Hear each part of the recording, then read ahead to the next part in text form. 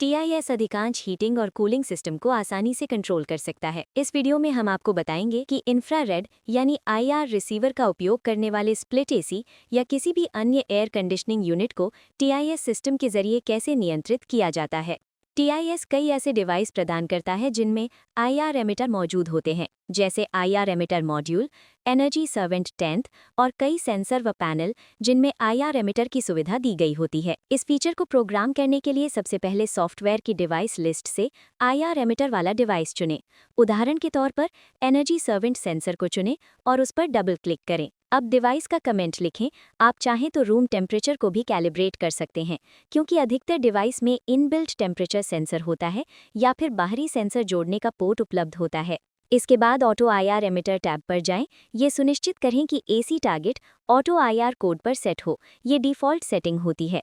अब save button पर click करें। इसके बाद इंफ्रारेड लाइब्रेरी रेडी इंटीग्रेशन में जाएं, AC को चुनें और एडिट पर क्लिक करें।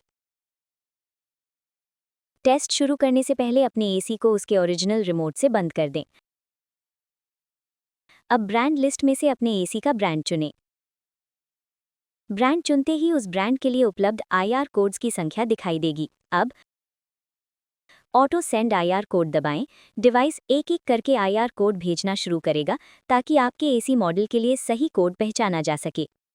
अपने AC पर ध्यान दें। जैसे ही AC चालू हो और यूनिट से बीप की आवाज़ आए, तुरंत स्टॉप बटन दबाएं। टेस्ट IR कोड दबाकर दोबारा टेस्ट करें और सुनिश्चित करें कि AC सही तरीके से प्रतिक्रिया दे रहा है।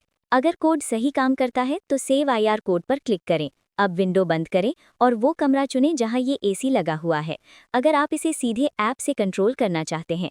लेकिन यदि उसी कमरे में AC डिस्प्ले वाला TIS पैनल मौजूद है और आप उसी पैनल से AC को कंट्रोल करना चाहते हैं, तो यहाँ रूम असाइन ना करें।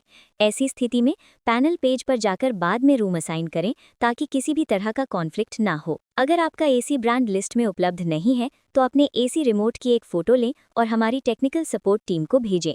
हम आपको बताएंगे कि कौन सा वैकल्पिक ब्रांड इस्तेमाल किया जा सकता है। यदि कोई भी विकल्प काम ना करे तो आपको IR लर्नर डिवाइस की मदद से सभी IR कोड सीखने होंगे, जिसकी जानकारी एक अलग वीडियो में दी जाएगी। अब यदि आप TIS थर्मोस्टैट पैनल जैसे लूना पर AC पेज असाइन करना चाहते हैं तो डिवाइस लिस्ट से पैनल खोलें और एयर कंडीशन टैब पर जाएं। पैनल की प्रकार के अनुसार AC 1 से लेकर AC 8 तक विकल्प मिलेंगे, क्योंकि कुछ पैनल 8 AC पेज तक सपोर्ट करते हैं। उदाहरण के लिए AC 1 को चुनें। अब AC का नाम डालें और संबंधित रूम चुनें। एयर कंडीशन सेटिंग में HVAC ऑटो IR चुनें। इसके बाद अपने एनर्जी सर्वेंट या IR एमिटर का सबनेट और डिवाइस ID दर्ज करें और सेव दबाएं। यदि आपके स्प्लिट AC में इनबिल्ट टेम्परेचर सेंसर मौजूद है तो ऑटोमेटिक कंट्रोल को एनेबल करने की आवश्यकता नहीं है। अगर ये पहले से एनेबल्ड है तो कृपया इसे डिसेबल कर दें। अब आप AC स्टेटस सेक्शन से AC को टेस्ट कर सकते हैं। आप चाहें तो दीवार पर लगे लूना पैनल पर जाकर AC पेज खोलें और वहीं से AC को कंट्रोल करें। अगर आपको लगे कि AC सेव किए गए कोड पर गलत प्रतिक्रिया दे रहा है, IR सेटिंग्स में वापस जाएं और दूसरे IR कोड्स को टेस्ट करें। अंत में आपका AC प्रोजेक्ट डेटाबेस में दिखाई देगा। प्रोजेक्ट में जाएं, फिर प्रोजेक्ट कॉन्फ़िग खोलें, कोई रूम चुनें और वहां AC सेक्शन में आपका AC दिखाई देगा।